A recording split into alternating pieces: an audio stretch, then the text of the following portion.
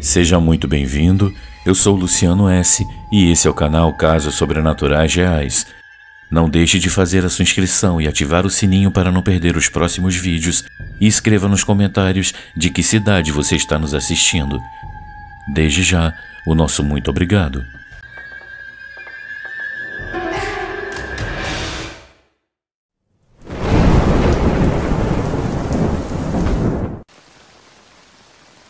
O culto de libertação.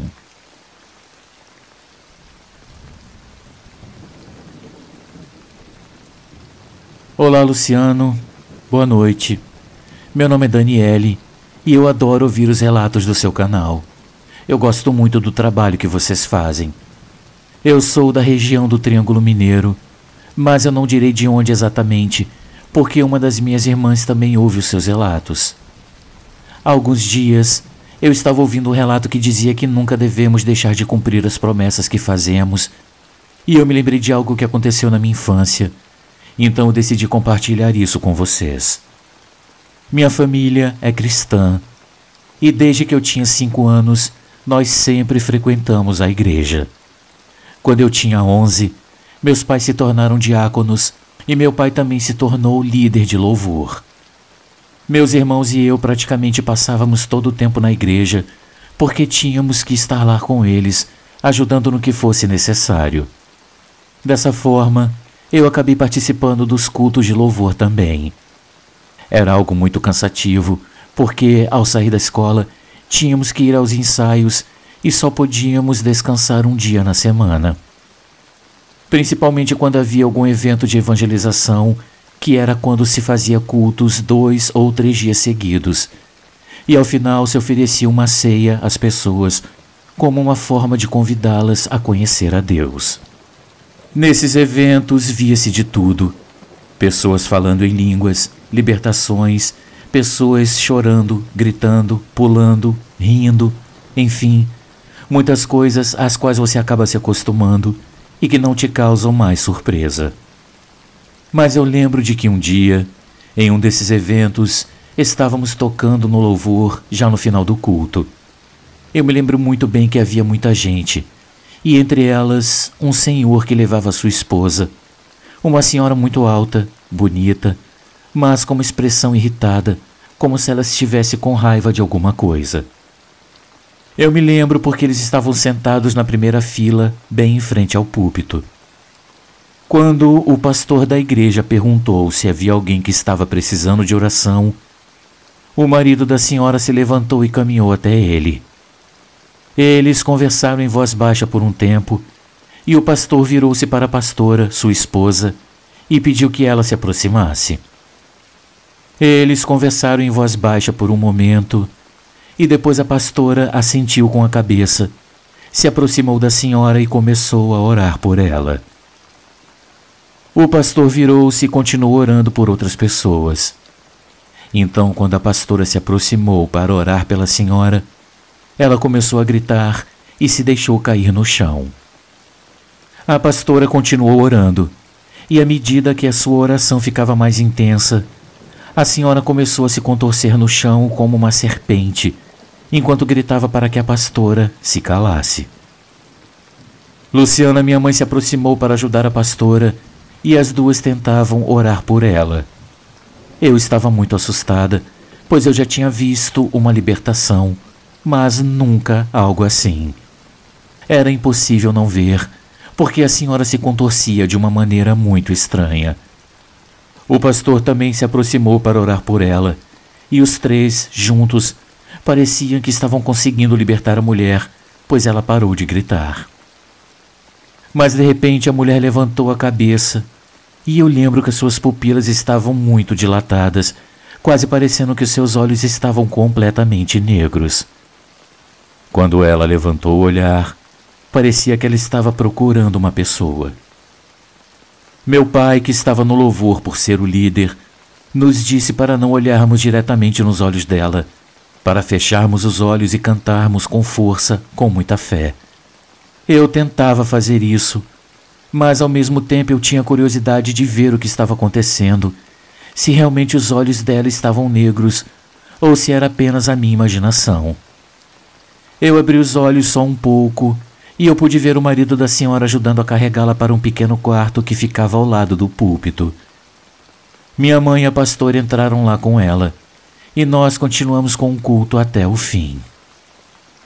A curiosidade me consumia, porque ninguém saiu daquele quarto até a última pessoa sair da igreja.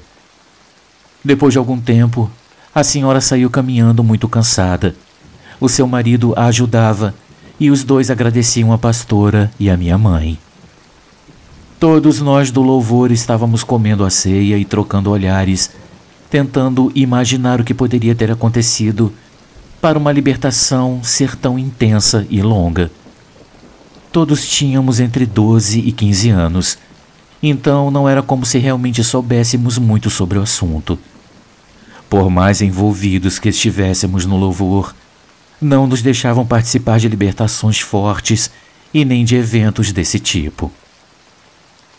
Nesse dia chegamos em casa por volta das 11 da noite completamente exaustos. Fomos dormir assim que chegamos. Eram cerca de 2 ou talvez 3 da manhã, quando eu ouvi muito barulho no corredor fora do quarto.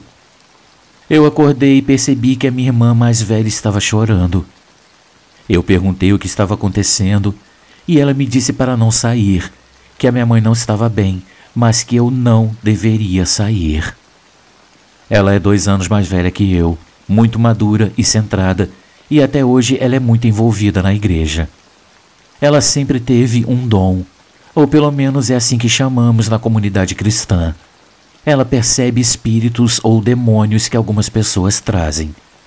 Ela consegue entrar em uma casa e perceber o que há de errado por lá, como se naquela casa houvesse bruxaria, violência, abusos e coisas do tipo. Luciano, quando a minha irmã me disse para não sair, eu vi que as suas mãos tremiam enquanto ela olhava para a porta. Ela respirou fundo e então saiu. Eu me levantei da cama e eu me aproximei da porta, mas eu não saí. Então, de onde eu estava, eu pude ouvir a minha mãe vomitando e a minha irmã chorando enquanto tentava orar. Meu pai não estava, porque ao sair do evento ele foi direto trabalhar. Ele trabalhava em uma fábrica no turno da noite. Ele tinha pedido algumas horas de folga para participar do evento da igreja. E quando saímos, ele só nos deixou em casa e foi para o trabalho. Então não havia mais ninguém a quem pudéssemos recorrer. Eu senti minhas mãos tremerem e eu não sabia o que fazer porque minha mãe se queixava cada vez mais alto e o ambiente da casa ficava cada vez mais frio, mais escuro e mais pesado. Eu dei um pulo quando a minha irmã entrou novamente no quarto e me pediu o telefone. Eu passei e ela saiu novamente, deixando a porta um pouco aberta dessa vez. Eu ouvi como ela dizia algo para deixar minha mãe em paz, e a minha mãe apenas se queixava e vomitava. Minha irmã então ligou para o pastor. Eu soube disso no dia seguinte quando ela me contou. Ela perguntou se ele poderia vir à nossa casa porque a minha mãe estava muito mal. O pastor então disse que naquele momento ele não podia, pois a pastora estava passando pelo mesmo que a minha mãe. Mas ele disse que ele podia guiar a minha irmã na oração, ao mesmo tempo em que ele fazia isso pela pastora. Ele disse que o que estava atacando elas era algo muito forte, mas que elas eram filhas de Deus e conseguiriam superar isso. Meus amigos, eu vi minha irmã começar a orar em voz alta e a minha mãe vomitando cada vez mais. Eu só pude fechar os olhos e dizer na minha mente: por favor, Deus, faça parar. Por favor, Deus, faça parar.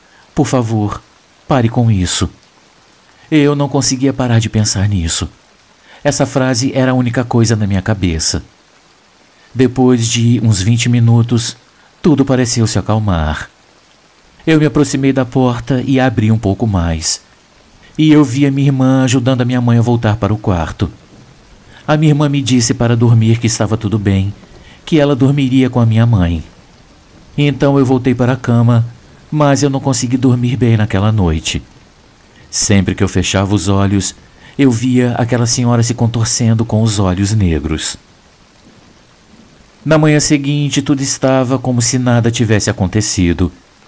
Minha mãe estava fazendo o café da manhã, embora ela parecesse cansada. Enquanto tomávamos café, eu perguntei à minha mãe o que havia acontecido na noite anterior e se ela estava bem. Em casa, sempre tivemos uma comunicação muito boa sobre tudo. Se alguma vez tínhamos dúvidas sobre algo, sabíamos que podíamos perguntar e que nos explicariam, que nos falariam a verdade. A minha mãe então nos disse que o que aconteceu na noite anterior foi por causa da libertação que ela fez. Ela disse que a senhora que trouxeram estava envolvida com magia negra, coisas muito fortes. Eles conseguiram ajudá-la, mas aquilo que tiraram dela tentou atacá-las, a ela e a pastora, ao mesmo tempo.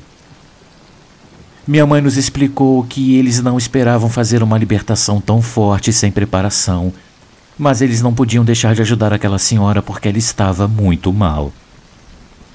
Para esse tipo de libertação, é preciso de no mínimo 1 semana de jejum, leitura de salmos e oração, para elas estarem cobertas e preparadas para que não aconteça o que aconteceu naquela noite.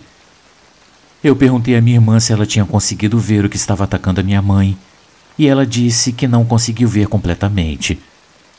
Ela contou que estava dormindo quando uma voz disse a ela para se levantar que a minha mãe precisava dela. Então ela se levantou e ouviu uma voz dizendo que ela deveria ir ao banheiro. Quando ela chegou, ela viu a porta aberta, mas a luz estava apagada, e ali ela viu a minha mãe ajoelhada vomitando, com um vulto negro pendurado em suas costas, com os braços ao redor do pescoço da minha mãe. Quando ela acendeu a luz, ela disse que não conseguiu mais ver, e a coisa já não estava mais lá. Nós nunca mais vimos aquela senhora, mas eu espero que seja o que for que a estava atacando, não tenha voltado para sua casa naquela noite, depois de ter atacado a minha mãe e a pastora. Essa é a minha história, meus amigos. Talvez depois eu me anime a continuar contando mais histórias que aconteceram comigo e com a minha família. O inimigo é ardiloso. Meus amigos, devemos sempre estar orando e vigiando. Essa é uma guerra difícil, mas quem tem fé sempre andará coberto pelo sangue de Cristo. E no nome de Jesus, nós vamos vencer essa batalha.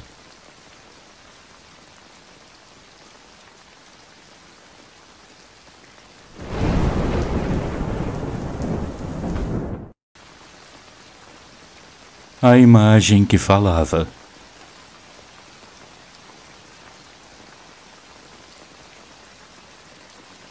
Olá, Luciano.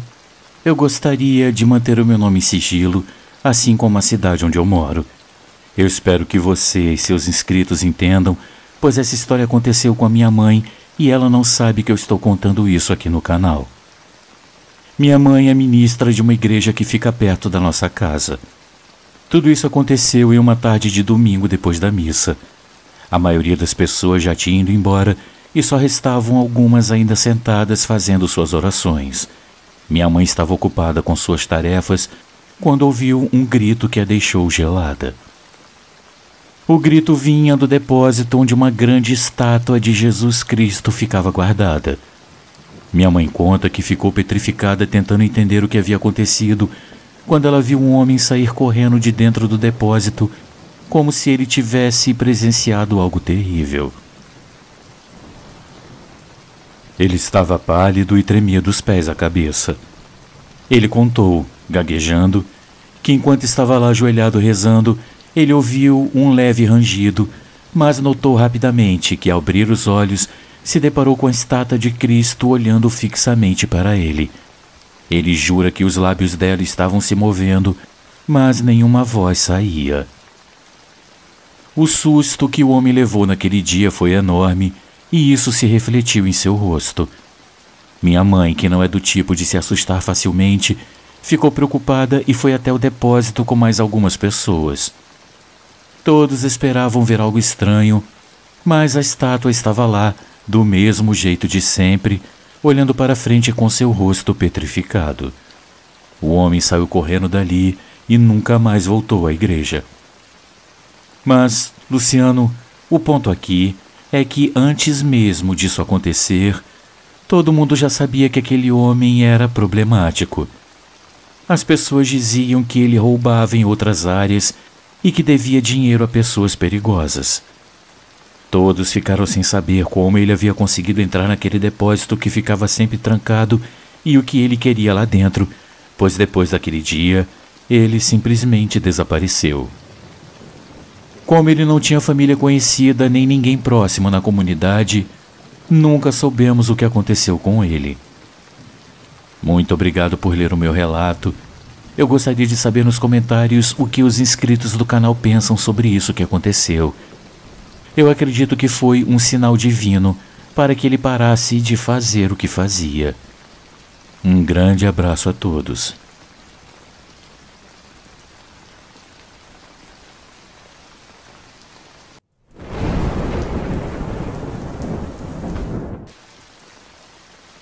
Intervenção sobrenatural.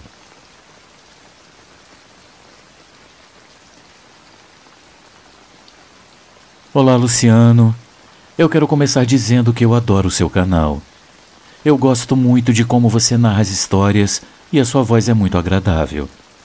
A história que eu quero contar aconteceu há 6 anos. Eu não sei se ela se encaixará em uma categoria das histórias do seu canal, mas eu gostaria de saber se mais alguém viu esses seres ou se alguém sabe o que realmente aconteceu. Como mencionei antes, isso aconteceu comigo há 6 anos. Eu estava grávida e foi uma gravidez complicada. Não só porque, em vez de ganhar peso, eu estava perdendo cada vez mais, chegando a pesar 50 quilos aos 5 meses de gestação, mas também porque eu sofria dores constantes. Eu recebia injeções frequentemente para tentar manter o meu bebê. Aos 7 meses eu fui internada com pielonefrite, uma condição que sinceramente eu não entendia completamente, pois ninguém me explicava nada. Eu só sabia que essa doença estava relacionada aos rins. Os médicos, junto com seus assistentes, falavam sobre o meu caso usando termos que eu não compreendia. Eles faziam comentários preocupantes, como normalmente as pacientes com isso não sobrevivem, ou provavelmente um dos dois não sobreviverá, referindo-se ao meu bebê e a mim. Claro, também diziam coisas como ela pode precisar da UTI, é preciso deixar tudo pronto. Esses comentários eram feitos na minha presença, embora não fossem dirigidos diretamente a mim. Durante os horários de visita, raramente alguém vinha me ver. A maior parte do tempo, eu passava dormindo tentando escapar da dor física e emocional. O soro frequentemente escapava do meu braço, causando sangramento e mais a dor sempre que o reacomodavam. Vale ressaltar que eu não mexia o braço de jeito nenhum. Depois de 3 meses sem melhora, durante os quais me administraram vários medicamentos, embora eu não soubesse quais e nem com que frequência, eu me sentia desesperada e muito triste. Embora eu não seja uma pessoa religiosa, eu acredito em Deus e no sobrenatural. No entanto, naqueles momentos, o único desejo que eu tinha era sair dali. No 3º ou 4º dia, enquanto eu chorava em silêncio, eu implorei para quem quer que pudesse me ouvir, que por favor me ajudasse. Isso é algo que eu não costumo fazer com frequência, pois, como eu disse, eu não sou religiosa e, portanto, eu não costumo pedir coisas a Deus. Então, naquela noite, as luzes do pavilhão onde eu estava foram apagadas. A cortina que dividia minha cama das outras estava fechada, permitindo apenas a passagem de uma linha fina de luz. Durante o dia, o sono me vencia constantemente e por isso à noite eu tinha dificuldade para dormir. Mas naquela noite eu comecei a me sentir estranha. Eu percebi que a cama se movia lentamente de um lado para o outro, como se alguém estivesse me embalando. Eu pensei que talvez fosse por causa de algum desnível no piso ou algo do tipo. Então eu olhei para os meus pés para ver se era eu quem estava me movendo, mas não era. De repente, a maca pareceu se alongar e tudo ao meu redor mergulhou em completa escuridão. Uma luz intensa me atingiu diretamente no rosto, ofuscando a minha visão.